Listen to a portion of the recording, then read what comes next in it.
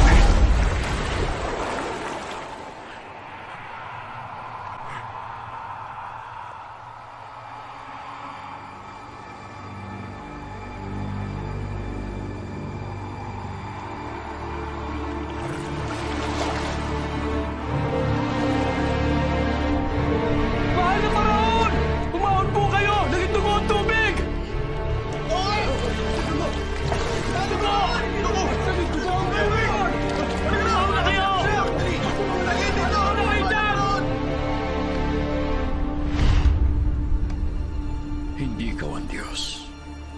Tao ka lang. Naniniwala akong palalayain mo ang aking bayan. Paraon! Ano nangyari yun?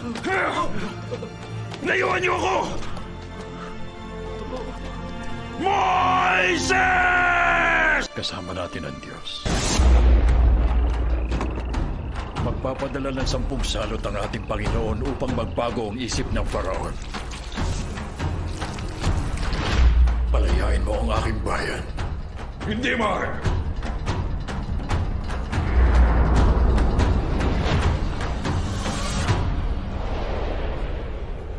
Hindi maaari!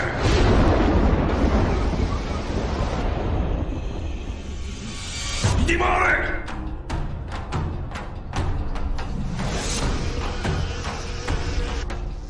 Mga balang. Lumayo kayo riyan! Mahal na prinsipe! Hindi maaari!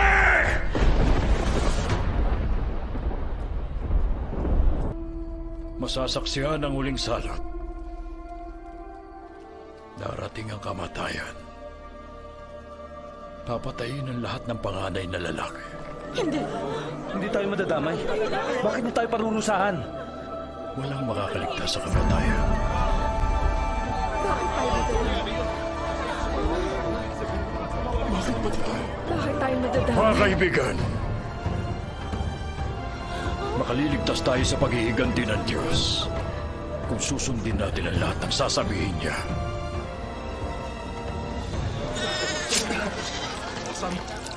Huwag hahayaang matapon! Pahiran ng dugong pananda ang bawat tahanan! Pinahira ng mga Israelita ang mga hamba ng kanilang pintuan bilang tanda na sila ang hinirang ng Diyos.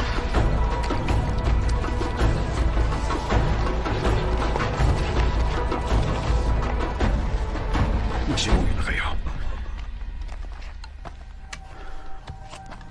Nangako ang Diyos na palalayain niya ang ating bayan. Ngunit kamatayan ang ipadadala niya. Magtiwala tayo sa Kanya.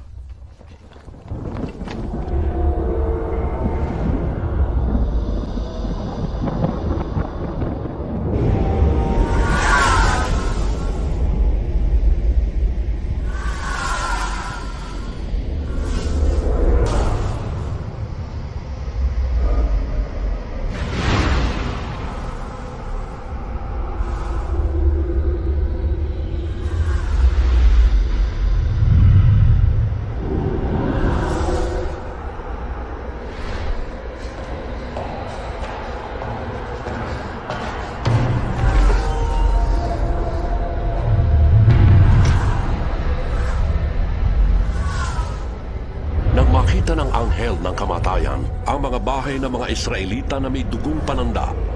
Nilampasan niya ito.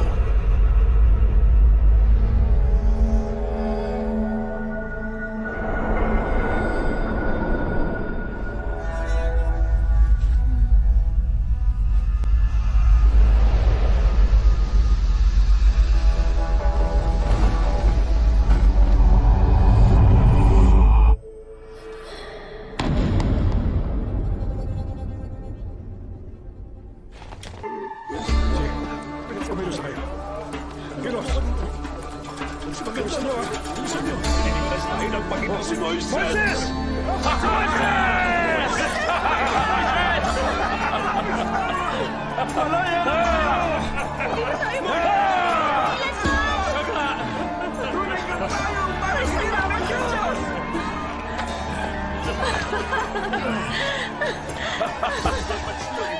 Tagumpay siya! Tagumpay!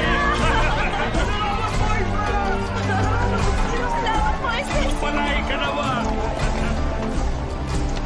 Sa atin matutupad ang pangako ng Diyos kay Abraham. Mamumuhay tayo sa lupang ipinangako. Kasama ang lahing kasing dami ng bituin sa langit.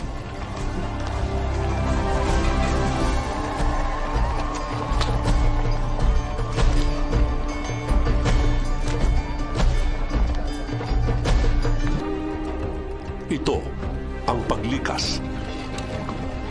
Makalipas ang 400 taong pagkakaalipin, malaya na ang mga Israelita.